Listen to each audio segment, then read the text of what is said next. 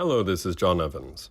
I'm taking a course in systematic theology, and I've been asked to focus on 2 points of systematic theology in a review of a pre-existing work. I have chosen The Lord of the Rings by J.R.R. Tolkien. As many of you will well know, Tolkien himself was a devout Roman Catholic and practiced his faith vigorously. He also converted Clive Staples Lewis, better known as C.S. Lewis, to Anglicanism, making Lewis one of the foremost Christian apologists of the 20th century.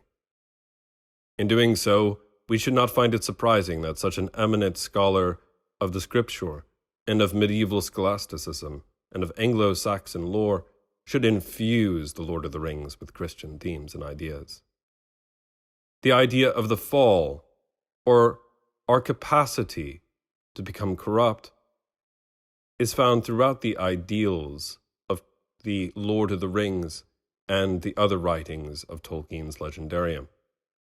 This is quite evident in the particular fall of a character named Isildur.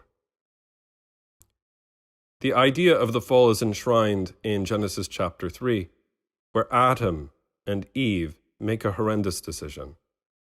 Their choice to partake of the fruit of the knowledge of good and evil leads not only to their own biological death, but their separation from God.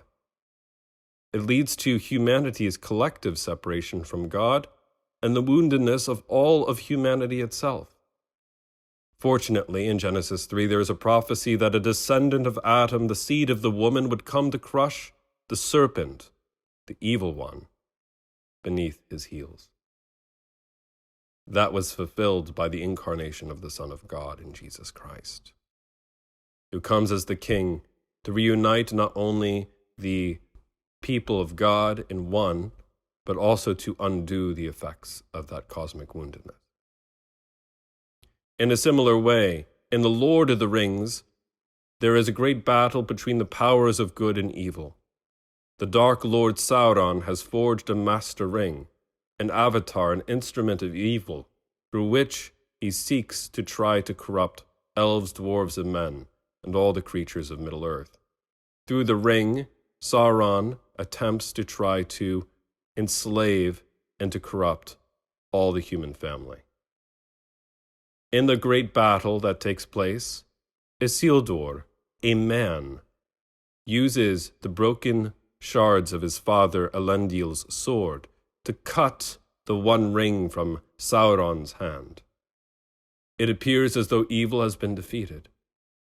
Like Adam, Isildur stands at a pivotal choice. Like Adam, Isildur stands at a crossroads. And like Adam, Isildur makes a terrible decision that leads not only to his own biological death, but a profound wounding of all of the creatures of Middle-earth. For Isildur chooses not to destroy the ring that had been made by the Dark Lord, but instead takes it for himself. Like Adam's ego and pride, this leads not only to Isildur's own eventual death, but it also leads to the destruction of his kingdom. Where Isildur's kingdom had previously been united between north and south, Arnor in the north and Gondor in the south. After the death of Isildur, the united kingdom is divided. In Isildur's time, there was happy union between elves, dwarves, and men. After the death of Isildur, there is greater friction between these peoples.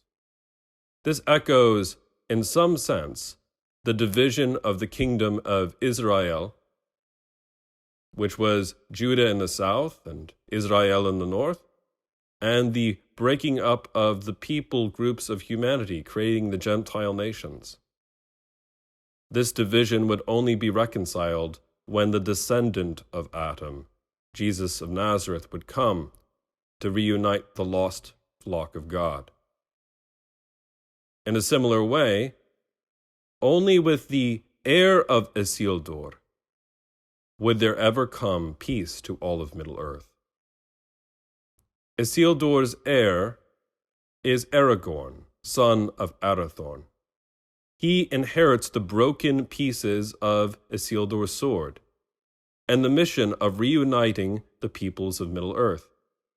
He does so like Jesus of Nazareth by fulfilling prophecies, including one which leads him to entering into a place called the Paths of the Dead. There the souls of disobedient human beings await the coming of Aragorn to lead them into a cosmic eschatological battle where they are to help bring about the healing of Middle-earth. Aragorn's descent into the Paths of the Dead to fulfill an oath echoes Jesus' own descent into the realm of the dead, the harrowing of hell, found in many Eastern and Western liturgies, and also contained within the Apostles' Creed. Also, Aragorn's descent into the Paths of the Dead echoes the offering of Jesus of Nazareth on the cross.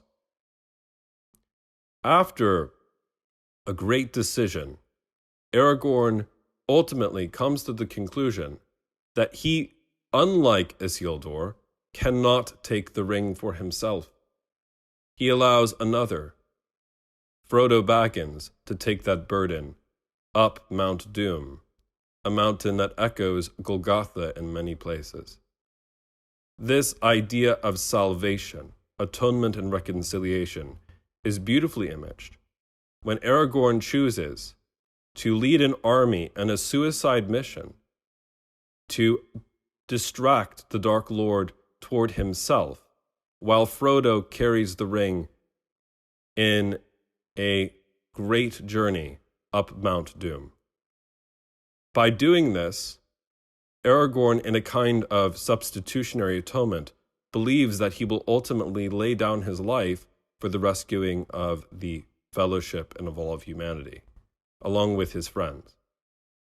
Ultimately, Aragorn survives. The ring is destroyed, and just as the tree of life is present in the midst of the garden, again in Revelation chapters 21 and 22, and the dark gate of hell is thrown down in many descriptors in Eastern and Western liturgies, so too Aragorn replants a white tree in the garden stronghold of his kingdom, echoing this passage from Revelation.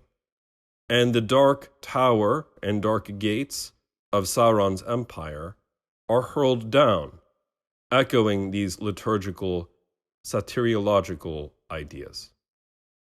Ultimately, the return of the king in The Lord of the Rings and the return of the Messiah have deep and close links. The idea that their passage through the paths of the dead, literally and metaphorically, and agape self-sacrificial love, the fact that these ideas lead to reconciliation among people groups, undoes the effects of the fall of a kind of original sin. I hope that this has been instructive, and I look forward to catching up with all of you soon. God bless.